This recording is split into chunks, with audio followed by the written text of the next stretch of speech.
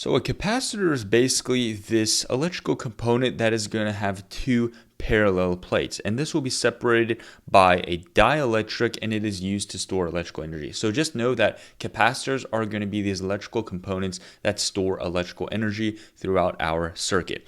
Now the equation we need to know for capacitors and solving our problems will be Q equals C times V.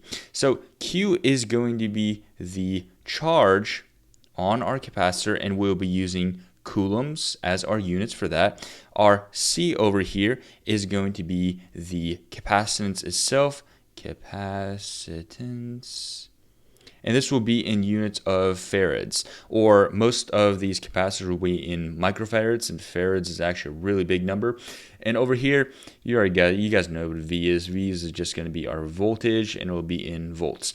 So this is the equation that we're going to be using in order to determine our capacitance or our charge or our voltage going through our entire circuit.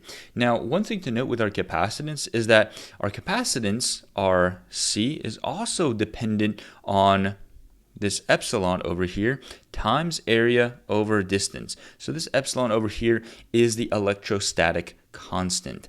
An electrostatic constant is just going to mostly stay constant with most of the questions you'll see, especially on the MCAT. It will be testing you on the relationship between area and distance, and the relationship between capacitance with area and distance is, as you can see, the area and the capacitance are directly proportional, meaning that if we have a higher area, we're going to have more capacitance. Now, distance is going to be the opposite. So if we have more distance between those capacitors, so let's say this is going to be, let me actually get a different color for this. So this is our distance between our capacitors, and if our distance increases, then our capacitance decreases. This is our area. Let me actually change the color over here to, let's do green. So this is our area over here. So if we have higher area, we have more capacitance.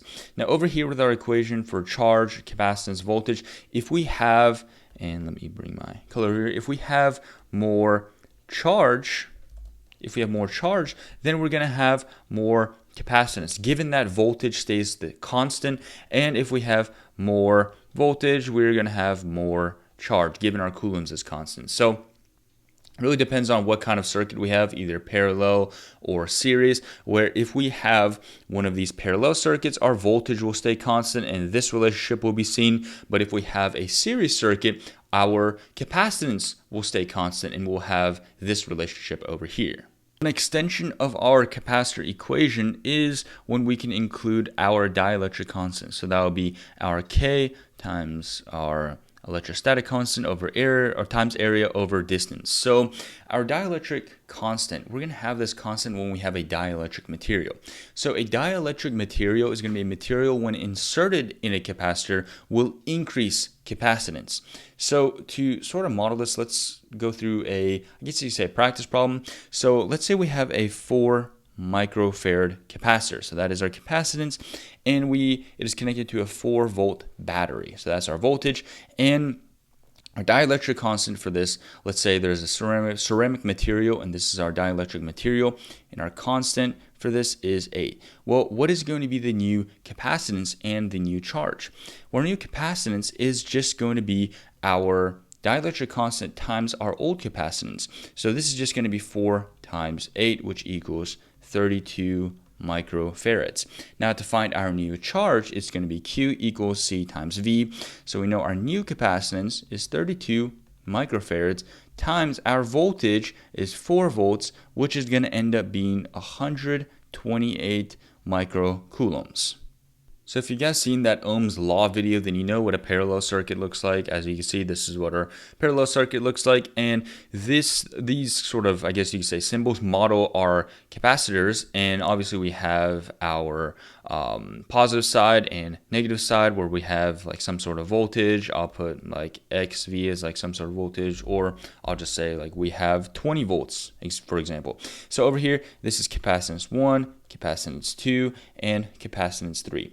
Now, since this is a parallel circuit, the voltage going through this entire circuit is going to be the same. So in capacitor 1, it's going to be 20 volts, capacitor 2, 20 volts, capacitor 3, 20 volts.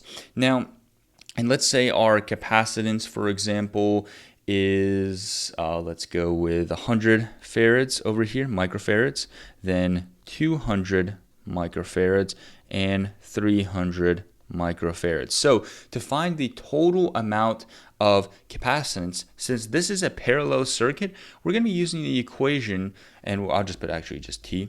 T equals, and this is just going to be adding them up. So C2, C3. So this is what makes resistors different from capacitors, in which when we have a parallel circuit, we're actually just going to be adding all of these capacitors together, versus when we had that resistor, when we had those resistance in the parallel circuit, then we had to, we had to do 1 over RT equals 1 over R1 plus 1 over R2, and etc. So that is the biggest difference between our resistors and capacitors, is that capacitors, we just add them up. So for example, the total resistance over here is just 100 plus 200 plus 300. So that is just going to end up being 600 microfarads.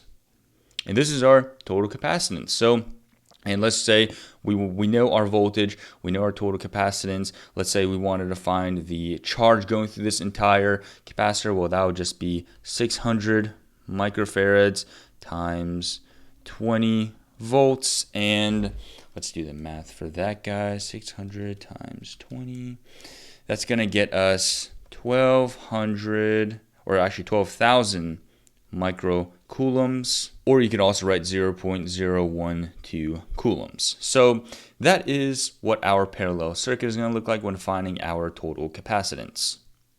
Now, what about in a series circuit? So in a series circuit, we'll just label this as C1, C2, and C3, just like normal. And since we're in a series circuit, our capacitors, our total capacitance is going to equal 1 over the total capacitance over 1 over C1 plus 1 over C2 plus 1 over C3. Or, to make it simple for yourself, you could just, let me copy paste this over here.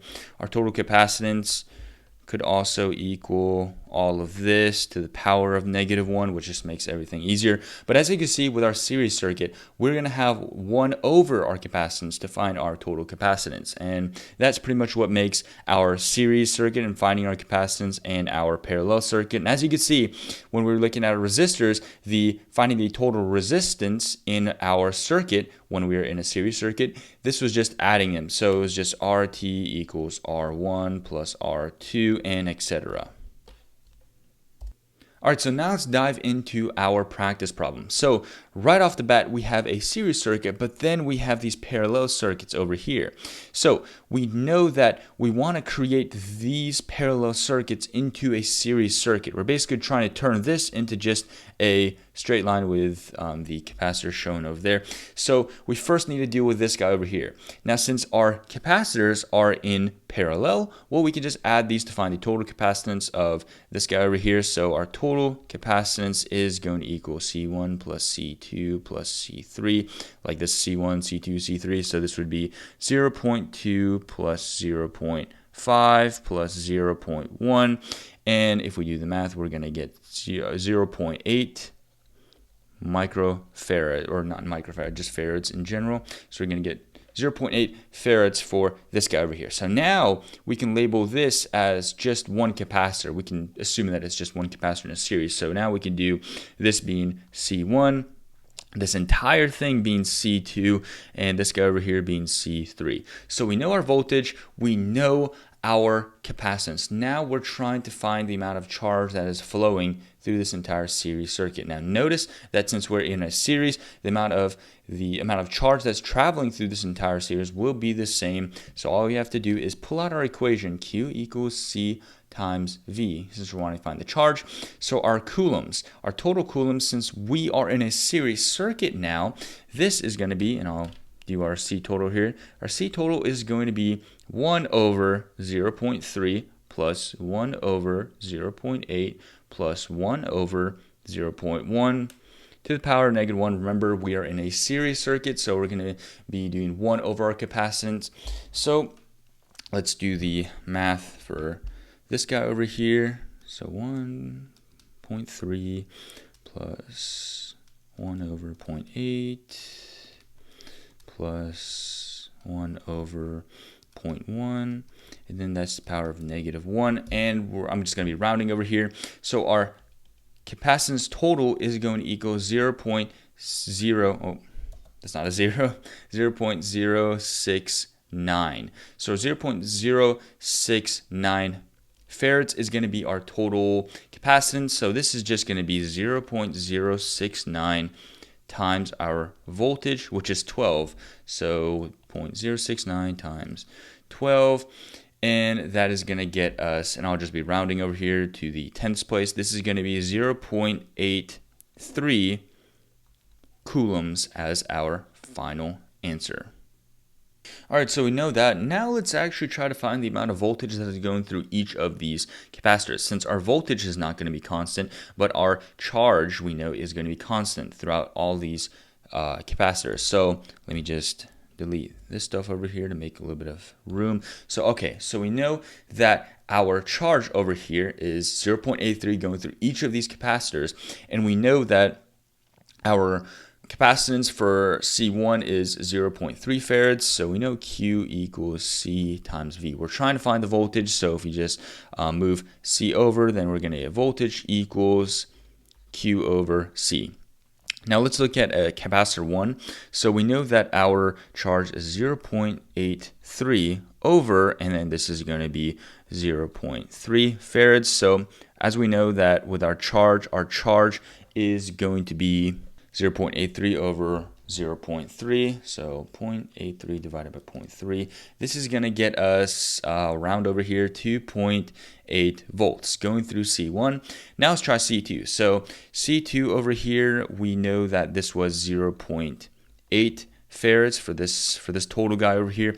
So we know our charge is going to be 0.83 over 0.8, and this is going to equal 0.83 divided by 0.8. This gets us 1.04 volts, and over here with our C3 we have 0.83 over 0.1, and this gets us 0.83 divided by 0.1. This gets us 8.3 volts. So actually, I want you guys to notice something real quick. So as you can see, when we increase the amount of capacitance going from 0.3 to 0.8, we actually decreased our voltage. So this is a crucial thing. This is a crucial relationship to know, because from our equation, we have volts or voltage equals Q over C.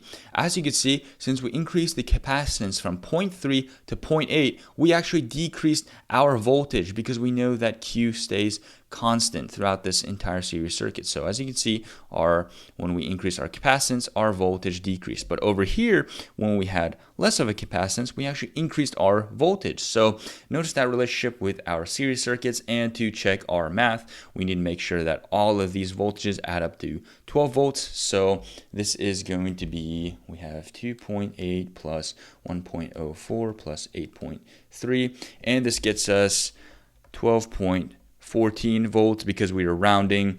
We had that 0.14 as our extra. But as you can see, our total amount of voltage is very similar to 12 volts, and that's pretty much how we know that we did our math correctly.